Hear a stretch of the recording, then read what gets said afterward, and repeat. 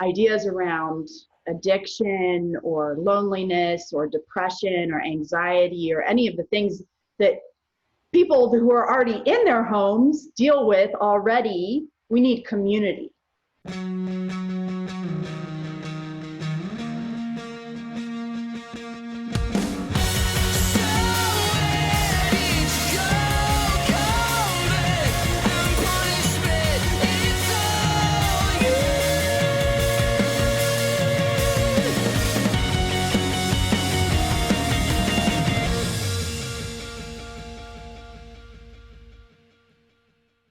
Hey guys, welcome back to another episode of EventSpeak with me, Big John, CEO of Beyond Experiential. As you know by this point, we are an interview show. We've been talking to a lot of different people from just about every corner of the collective event industry ecosystem. And what we've been finding along the way is, a lot of different folks out there are doing a lot of amazing things. And in this downtime, where the event industry is kind of on hold, we've got a lot of people out there on the front lines that are fighting the good fight, trying to do something to help out their common man, the common neighbor, the people that are having a rough time of it out there. And my guest today is a very special guest, as her and I go back a long time, creeping up on a decade now. And I've known her in many different perspectives.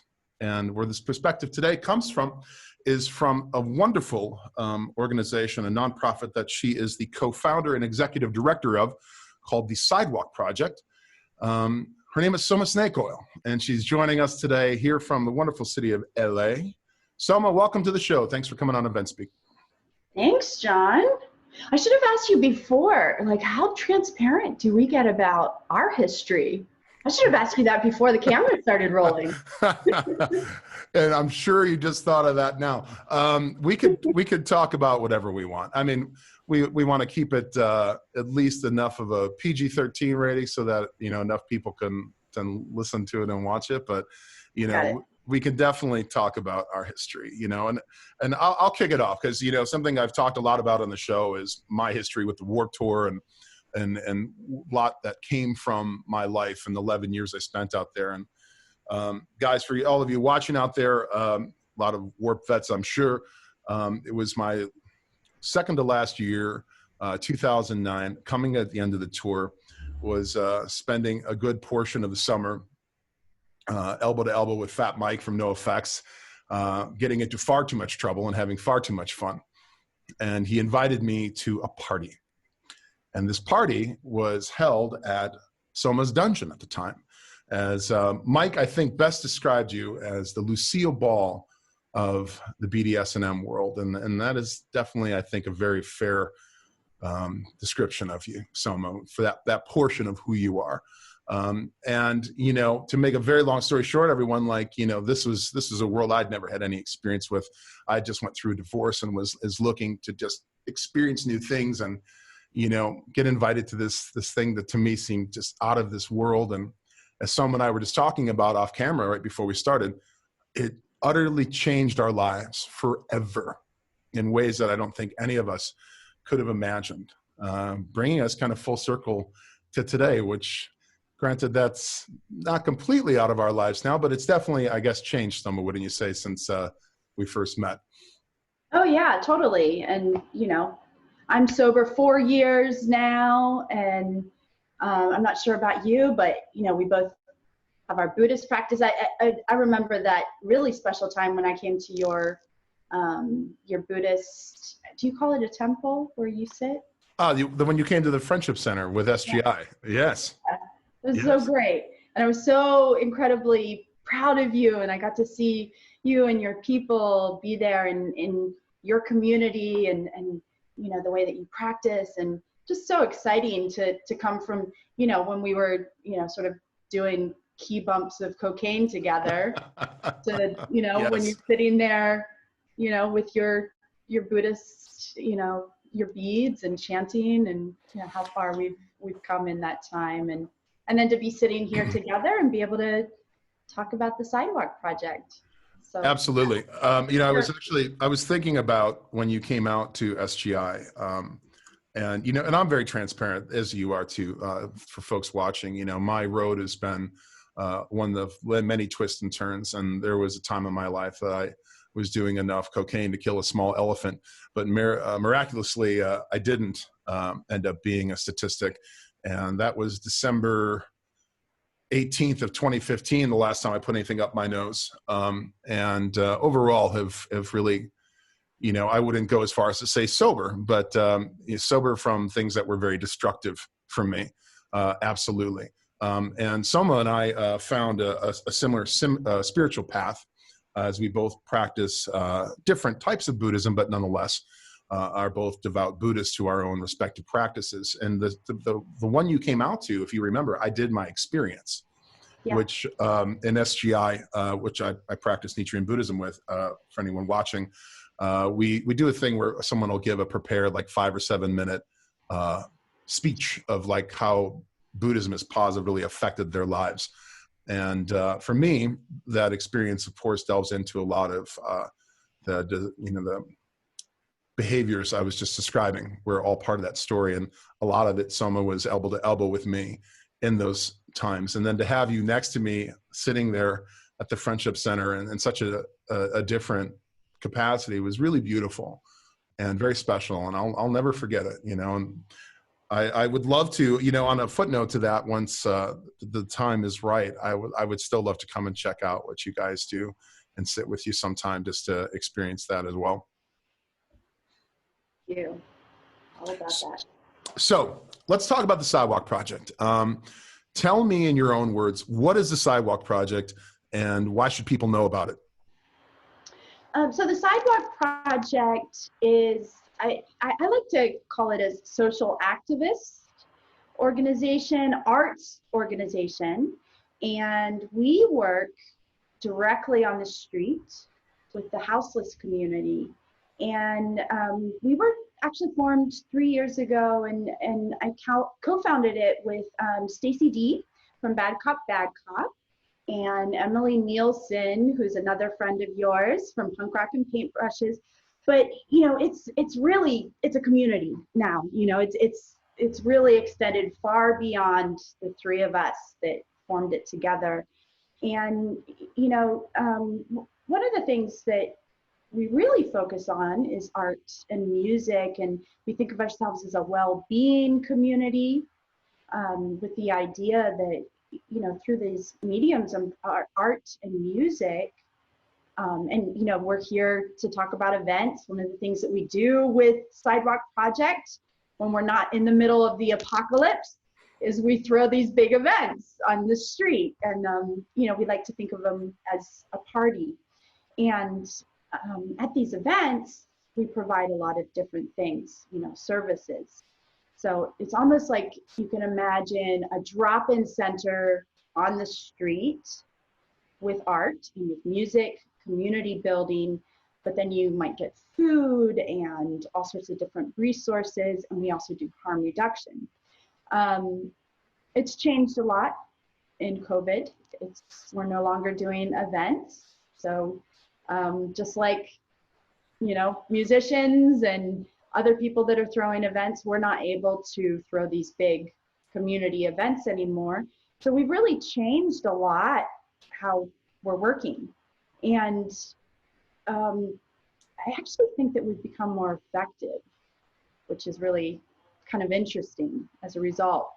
And the way that we're working now is instead of planning these huge events that we were doing once a month, and then going and checking in on our people here and there occasionally, we're actually going out much more frequently.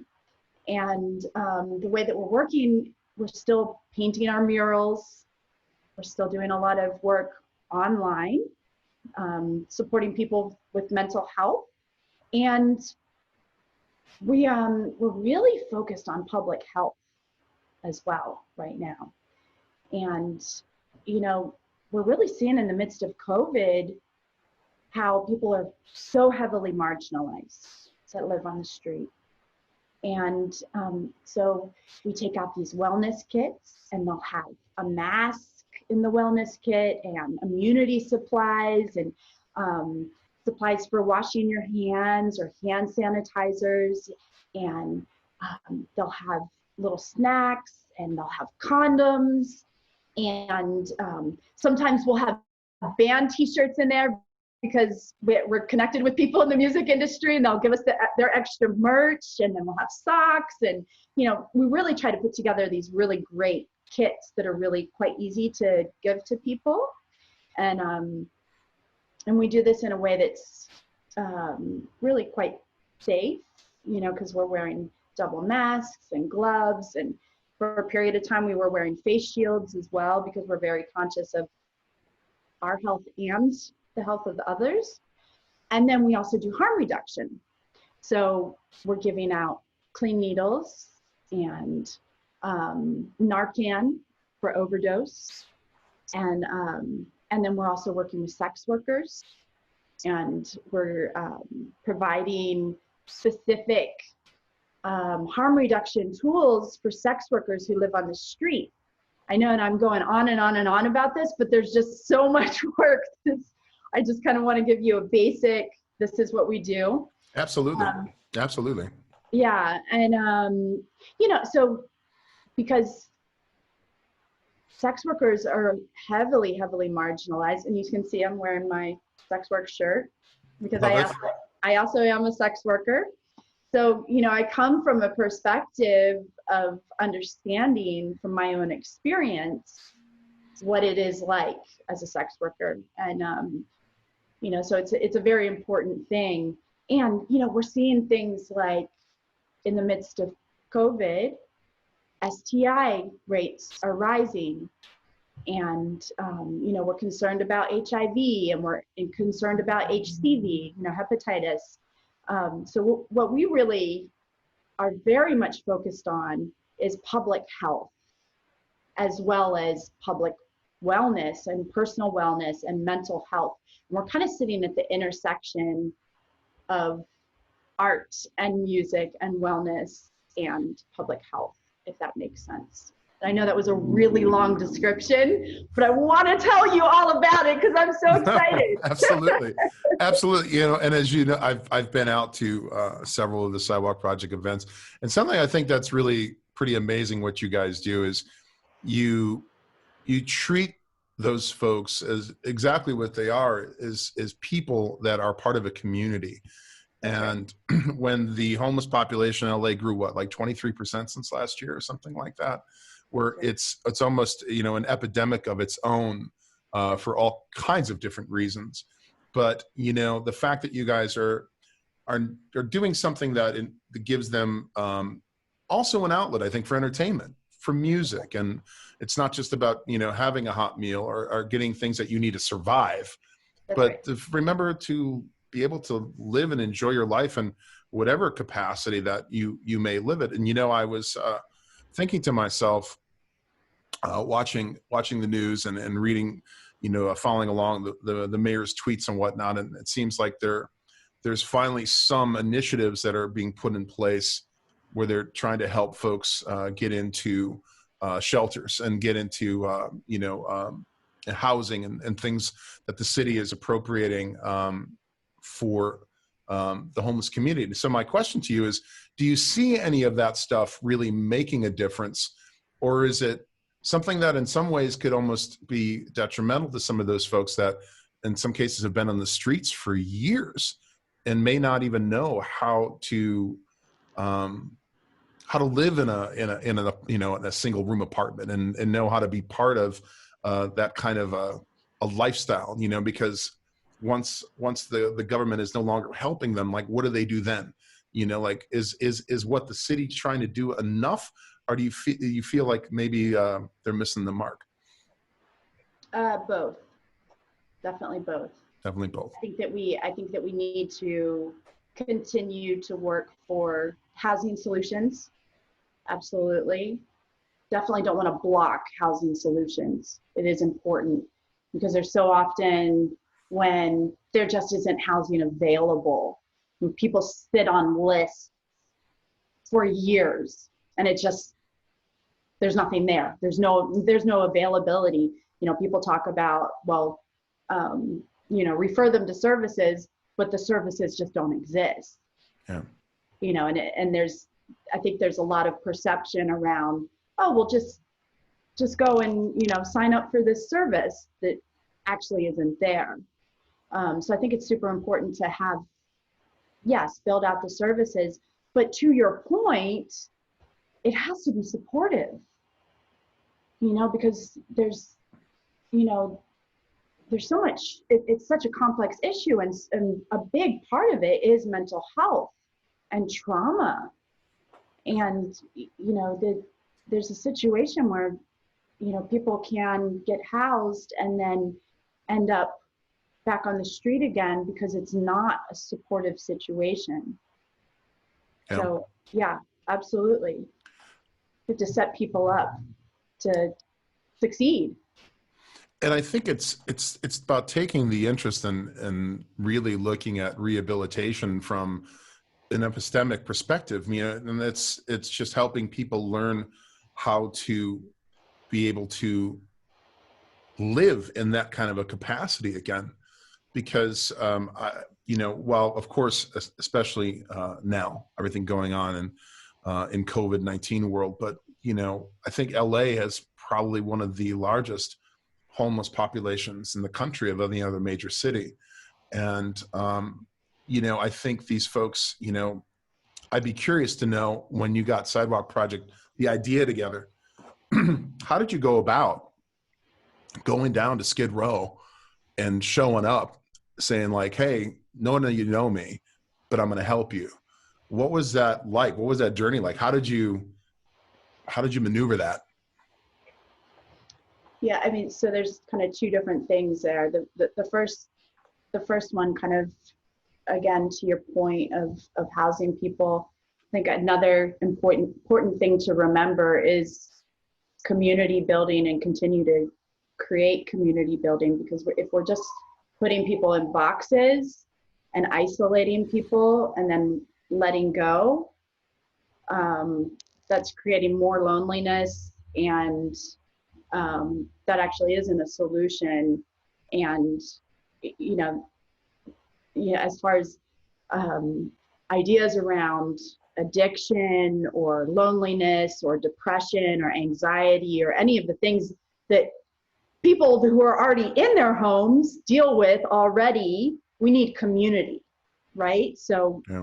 just putting people in a house isn't enough.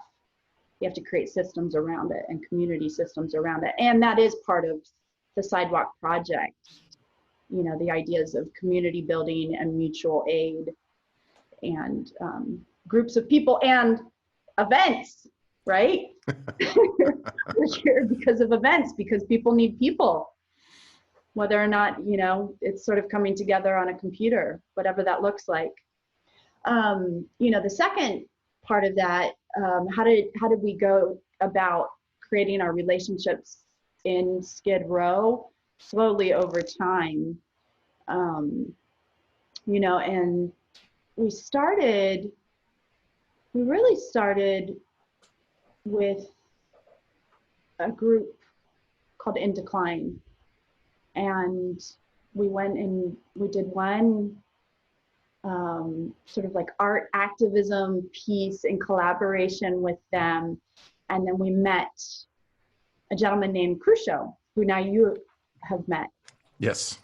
And our first big event was around Halloween, and we built, well, actually it was In Decline that built this haunted house.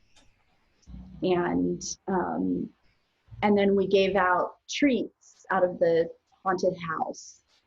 But the treats were, sort of like hygiene kits and socks and all of these things. And we documented this, and this was part of our first collaboration with In Decline and the Sidewalk Project. And then we started to build relationships there and have meetings, and Crucio and I really clicked, and we made good friends, and then we just started building. And then we had our first sidewalk only event, and then Sidewalk was hosting, and Indecline came with us, and and then we just started building. And then honestly, there was one time where I don't know how to explain it exactly, except for that I got put up in front of really, how would I say it? Kind of the who's who of Skid Row. They lined you up, didn't they? They lined you up. They did. And I got asked, why are you here? What is your intention? What are you doing in our community? And why should we trust you? And I said, don't trust me. Let me prove myself. And our organization, let us prove ourselves. We'll keep coming back. And we did. And that's a big part of it with the Sidewalk Project. And I take that very, very seriously. Yeah. That moment with, the people of Skid Row saying, you're coming into our community. What are you doing here? What is your intention? And, make good. And I think of that all the time, don't make empty promises, and, sort of don't show up here as a white savior in our community. Work with us. And, that's a really big part of the Sidewalk Project too, is, we want to empower people in their own community and listen to their voices. You know what I mean? It's not about coming in with our agenda. So I think that's super, super important, to listen to people that are marginalized and not assume what other people need. That makes sense? Yes, it does. It does. On a footnote to what you said, Cruchot and I we met 2 days ago, thanks to the introduction for that, Soma. And on a note of, for anybody watching, something we're going to be doing here on EventSpeak and on the show is the wall behind me, which has some personal effects on it now. We are going to start showcasing some of the artists. There's a lot of wonderful street artists, and Cruchot and his organization and his gallery have very generously offered to let us hang some art on our wall. So that's going to be coming up here in a few weeks, and we're really stoked to support and really try to help these folks not only have a voice, but let people see their talent. And something that he and I were talking about was how important it is, if you really want to know, you can't just go into a situation assuming that what this community needs. And you can't go into it thinking you're going to show up once or twice and do something that's going to make you feel better and then never show up again. You've got to get down there and get in it and talk to these folks and find out what they want, what they need, and make no assumptions. And, I admire what you guys have been doing, from the sense of, it takes, I think, a lot of courage to step so far out of your comfort zone and step into someone's world that a lot of people are scared of. It's people always fear what they don't understand. And, it's something, I think, as Buddhists, perhaps we have a different perspective, because you really just do embrace everyone as one, and as we are literally all the same. And you have your fellow human beings that are suffering and don't have the ability to get up and walk over to the fridge and grab something to eat or drink if they want, or have the comforts of, a bed, or things that probably we don't even think twice about when we go about our daily lives. Now, one thing that, I think I personally really dig what you guys do is there's the big art contingent, because you yourself are an artist. Can we talk a little bit about your life as an artist? What kind of work you like to do, what you paint, and how that is grown from this journey that you've been on personally? Yeah, I would love to speak about that, but I want to say one last thing about Skid Row specifically, because that's Yes. where I do a lot of work. And the Sidewalk Project is actually all over the place now. We're in 7 different cities, but you know, I really feel like it's so important for people to understand the Skid Row is a community, and you know, there's so much stigma towards people who live on the street, and you know, I really want to challenge that. And I want to challenge people's perspectives on neighborhoods that they don't live in, and you know, really even sort of internal bias and some of the racism attached to that. You know, and really when some of that, where some of that perspective comes from, really kind of look at it quite deeply, and maybe not immediately associate poverty with crime, you know, because it's not the same thing. And you know, I've had some of the most beautiful experiences of my life in Skid Row, and you know, it's somewhere that, you know, speaking of art, you know, I see some of the most beautiful artists and the most talented musicians, and you know, you can see that actually if you go to some of our sidewalk community pages, and you know, I just want to highlight some of the amazing, beautiful, talented people that are doing just gorgeous work, that are residents of Skid Row and, you know, throughout the country, that live on the street. So please try not to judge people just because they don't have homes. But then going back to your original question about my art, which I kind of forgot what the question was. I had to have my little activist moment there for a second. Absolutely. It's poignant to what we're talking about, and 100% agree with you. And yeah. What I was asking about your own art is how that journey has been for you, as far as, you know, you've been on quite a journey yourself over these last handful of years.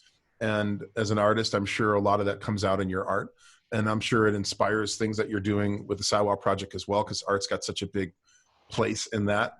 I'm just curious now to, like, how would you say that journey has been, the difference of maybe what you were painting 5 years ago to what you're painting now?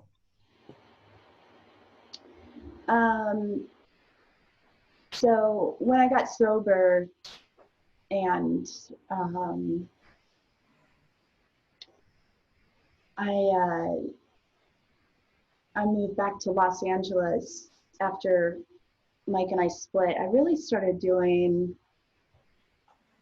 some deep internal work and a lot of personal healing. And much of that had to do with my Buddhist practice, but I would say a lot of it was sort of stepping into my feminism and my activism in a deeper way as well. And that for sure came out in my art. And I think I finally found my voice as an artist, and really kind of came from the perspective of like, I'm not going to hide. I'm going to say things that maybe people don't say.